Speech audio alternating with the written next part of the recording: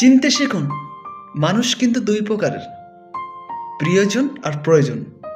চিনি আর লবণ দেখতে একই রকম, কিন্তু স্বাদ ভিন্ন ভিন্ন।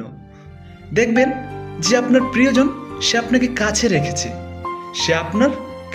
রেখেছে, যে প্রয়োজন সে আপনাকে দূর থেকে টেনে রেখেছে, বেঁধে রেখেছে।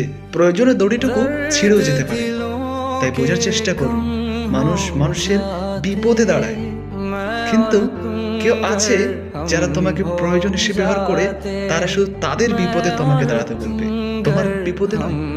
তুমি অন্যের অনেক উপকার করেছো, তুমি অন্যের জন্য অনেক কাটাকাটি হানাহানি করেছো, কিন্তু তোমার কাছে তোমার বিপদে তারা এক পাও পর্যন্ত বা একটা খোঁজ পর্যন্ত তোমার বাড়িতে নিতে আসেনি।